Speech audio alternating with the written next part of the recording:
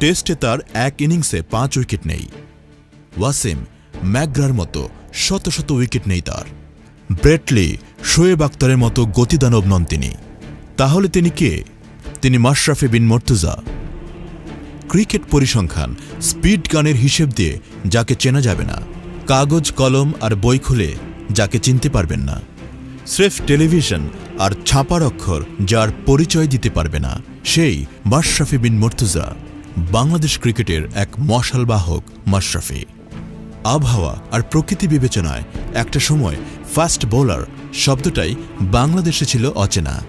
সেই বাংলাদেশে প্রথমবারের মতো গতি তারকা হয়ে আন্তর্জাতিক ক্রিকেটে এসেছিলেন মাশরাফি।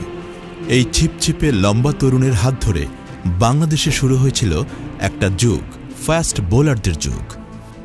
আবির্ভাবের পর দীর্ঘদিন ধরে আহত শরীরে একাই বহন করেছিলেন 16 কোটি মানুষের ওজন। বছরের পর বছর একমাত্র উল্লেখযোগ্য ফাস্ট বোলার হিসেবে সব ধরনের আন্তর্জাতিক ক্রিকেটে বাংলাদেশকে সেবা দিয়ে চলেছেন। ফাস্ট বোলার মাশরাফির এই কৃতিত্ব শুধু তার নিজের পারফরম্যান্স ও নিজের খেলায় সীমিত নেই।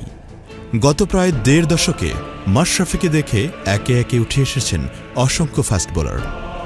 আজকে যারা মাশরাফির সাথে বল করছেন, সেই তাসকিন, মুস্তাফিজ, আলামিন, রুবেল থেকে শুরু করে দেশের শত শত তরুণ ফাস্ট বোলারের একমাত্র রোল মডেল মাশরাফি। মাশরাফিকে দেখেই তারা বিশ্বাস পেয়েছেন এই দেশেও ফাস্ট বোলিং করা যায়। যাদের সাথে শুরু করেছিলেন তারা অতীত হয়ে গেছেন, এখন লড়ছেন তাকে দেখেই বড় হয়ে ওঠা তরুণদের সাথে। এই দীর্ঘ পথ চলাটা এক মুহূর্তের জন্যও স্বস্তির ছিল না।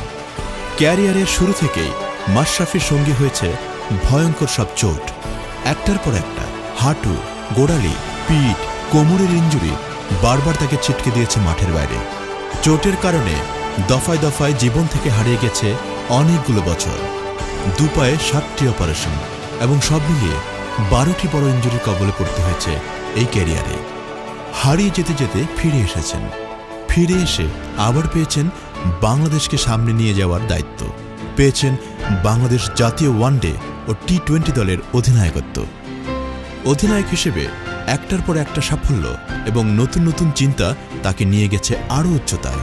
নিজে যতটা উঁচুতে উঠেছেন তার চেয়ে উঁচুতে তুলেছেন লাল সবুজের পতাকা।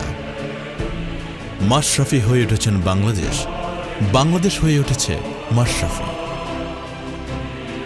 মাশরাফি উঠে দাঁড়িয়েছেন বারবার, মাশরাফি উঠে দাঁড় করিয়েছেন বারবার, বারবার বলেছেন জ্বলে পুড়ে মরে ছাড়খাড়, তবু মাথা নোয়াবার নয়। মাশরাফি মাথা নোয়ায় না, মাশরাফি মাথা নোয়াতে জানে না।